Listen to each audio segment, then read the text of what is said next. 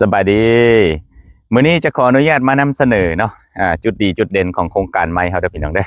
อมีหลายอย่างเนาะทั้งจุดเด่นและข้อดีข้อเสียของโครงการใหม่ที่เฮาเปิดมาได้4มื้อนี่นะ4มื้อนี่เด้อพี่น้องแต่ว่าหมดไป10กว่าตอนแล้ว10กว่าตอนไวปานฟ้าผ่าเลยโหดเกินสำหรับโครงการนี้ค่อยๆยับมานะเนาะคือดินเฮานี้นะสำหรับโครงการใหม่ตัวนี้แม่นตั้งอยู่บ้านอุดมผลหอม2เนาะหอม2ที่จริงก็เข้าได้หลายทางเนาะจะเข้าหอมใดก็ได้แต่ว่าลักๆแล้วแม่นเฮาเที่ยวหอม2มันจะใกล้กว่านะเข้ามา100ปลายเมตรเนาะบ่ฮอด2นาทีซ้ำนะเข้ามาฮอดดอนดินเนาะเข้ามาสะดวกสบายทางก็กว้างขวาง6เมตรพุ่นแหละแล้วก็ต่อไปเฮาก็จะปูหินเบสคอร์ตอย่างดีสำหรับทางเด้อคือสำหรับดินเฮาแหละมันใกล้ๆกับทางคอนกรีตนี่ประมาณ100ปลายเมตรเนาะฉะนั้นเฮาจะไปตลาดเฮาจะไปในเมืองเนาะก็สะดวกสบายว่องไวเนาะแล้วอยู่ใกล้กับตลาดอุดมผลนี้เบื้องนี้เบื้องซ้ายนี่ก็ใกล้กับตลาดหลัก19เนาะก็คือตลาดโนนสะอาดนะสี่แยกไฟแดงโนนสะอาดนี่ใกล้ๆนี่เนาะถ้าว่าเฮาจะไปดงโดกเนาะก็ใกล้คือกันเนาะเฮาไปสี่แยกไฟแดงโนนสะอาดนี่เฮาไปทางนาทมเนาะจะไปดงโดกเลยซึ่งปัจจุบันนี่เพิ่นกำลังปูคอนกรีตเนาะเส้นทางนับตั้งแต่พุ่นแหละนับตั้งแต่นาศาลาผ่านอุดมผลไปดงโดกเนาะจำดงโดกพุ่นปูคอนกรีตเลยเนาะฉะนั้นในอนาคตทางคอนกรีตแล้วข้าพเจ้าเชื่อเลยว่าดินเขตนี้เนาะราคาจะพุ่งจะแพงขึ้นอาจจะเป็นคูณ2หรือคูณ3เนาะว่าบ่ได้ใน1ปีข้างหน้า2ปีข้างหน้าและอีกอย่างนึงเขตนี้ดินเฮานี่มันอยู่ใกล้กับบรรดา17กระทรวงโดมคานี่เนาะนี่เห็นหลังคากระทรวงยุติธรรมเนาะอยู่ใกล้กับ17กระทรวงนี้ฉะนั้นถ้าว่าบรรดากระทรวงเริ่มย้ายมาอยู่พี่หมดเนาะจะเฮ็ดให้เขตนี้พัฒนาเป็นเขตใจกลางเมืองเนาะอาจจะเป็นตัวเมืองแล้วก็เฮ็ดให้ดินเขตนี้มีมูลค่าเพิ่มขึ้นฉะนั้นท่านใดที่ว่ามาซื้อไว้ในช่วงนี้ถือว่าบ่ผิดหวังนะลูกค้าช่วงนี้เนี่ยเฮาบุกเบิกขายเนี่ยเริ่มต้นเนี่ยแมตช์850,000กีบต่อไปอีก1ปีข้างหน้าอาจจะเป็นแมตช์ละล้านปลาย2ล้านเนาะอันนี้ข้าพเจ้าคาดเดาไว้เนาะแล้วก็เฮายังอยู่ใกล้กับหอพิพิธภัณฑ์ลาวแห่งใหม่ที่เป็นแหล่งท่องเที่ยวงามๆเนาะนี่ใกล้ๆนี่ยังเห็นหลังคาซ้ำเนาะหนองเสื่อมนี่นะเนาะฉะนั้นเฮาจะไปทางใดก็ใกล้เนาะสำหรับดินเฮาเนาะอันนี้ข้อดีมันก็มีหลายอย่างเนาะอีกอย่างนึงข้อดีเฮาก็ในโครงการนี้เฮาแล่นไฟฟ้าเนาะน้ำประปาเข้าให้เบิดเนาะไฟฟ้านี่มาตามแนวทางในฮอดหน้าดินทุกตอนแล้วก็น้ำประปาเด้อพี่น้องเด้อน้ำประปาแล่นผ่านให้ทุกตอนเลยเนาะหรือว่าท่านใดยังอยากได้น้ำบาดาลตัวนี้ก็เฮาก็แถมให้เนาะเผื่อว่าบางคนนี่น้ำประปาไว้อาบไว้ใช้เนาะแต่ว่าน้ำบาดาลอาจจะไว้รดสวนผัก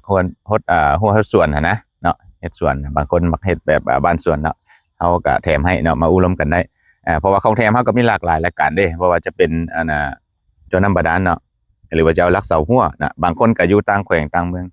แต่ว่ายังบ่ทันอยากตั้งหัวตั้งเฮือนเทื่อเนาะซื้อไว้แล้วอยากล้อมหัวไว้เฮาก็แถมรักเสาหัวให้เนาะบางคนก็จะได้กงเตอร์ไฟเฮาก็แถมให้หรือจะเอากงเตอร์น้ำเฮาก็แถมให้บางคนจะมาตั้งเฮือนอยากได้ซีมังเฮาก็แถมให้1ต้นนะตัวนี้เลือกได้นะสำหรับลูกค้าที่ว่ามาซื้อดินน้ำเฮาในช่วงนี้เฮาก็มีโปรโมชั่นส่วนลดพิเศษฮอด 20% เพิ่นเด้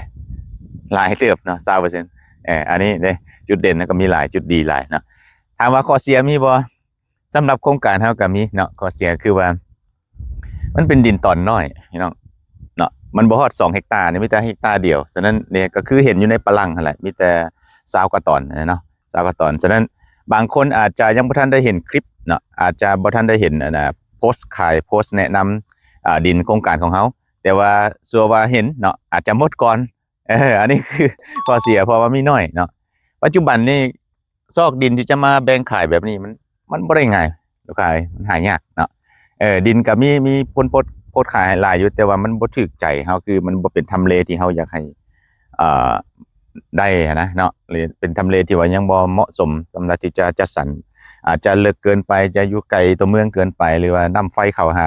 ยากจังซี่เฮาก็บ่เอานะเนาะแบบนี้นี่กลางชุมชนแบบนี้มันหายากนะพี่น้องเนาะนี่กลางชุมชนกลางบ้านแบบนี้แล้วใกล้กับทางใหญ่มันสะดวกสบายให้กับบรรดาทานที่ว่ามาซื้อนำพวกเฮาตั้งหอตั้งเฮือนนะเนาะอันนี้แหละคือข้อเสียคือมันมีน้อยมาซ่าอาจจะหมดปะเนาะฉะนั้นทานใดเนาะเห็นว่า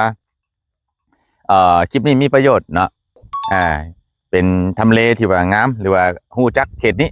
เนาะก็อย่าลืมกดไลค์กดแชร์เนาะ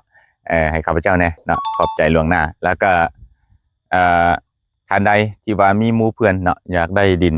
ก็แนะนำเขาเจ้ามาเบิ่งนำข้าพเจ้าได้เนาะส่งคลิปนี้ให้เขาเจ้าเบิ่งได้เนาะขอบใจล่วงหน้าเด้อลูกค้าเด้ออธิบายเรื่องคลองระบายน้ำเสียกันได้อ๋อลืมไปเนาะสำหรับ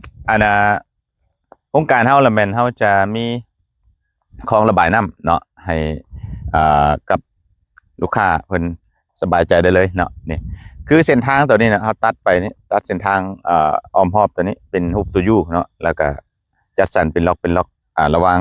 3เบื้องนี้เนาะโซนนี้โซนกลางแล้วก็โซนซ้ายนี่เนาะแล้วคลองระบายน้ำเฮาก็จะเฮ็ดพุ่นแหละตั้งแต่พุ่นสุดพุ่นเพื่อว่าให้น้ำไหลสะดวกสบายเนาะบ่ให้น้ำอังนะลงไปตามคลองระบายน้ำตัวเก่าหั่นแหละเด้อหายห่วงได้เลยเนาะถ้าว่าท่านใดยังเป็นห่วงในเรื่องยามฝนอย่างแถวนี้เฮาเฮ็ดคลองระบายน้ำละเอียดคักแน่ให้กับลูกค้าเพื่อให้หายความกังวลเนาะเอาอย่าลืมทักเข้ามาสอบถามได้กับข้าพเจ้าทองจันทร์เด้อ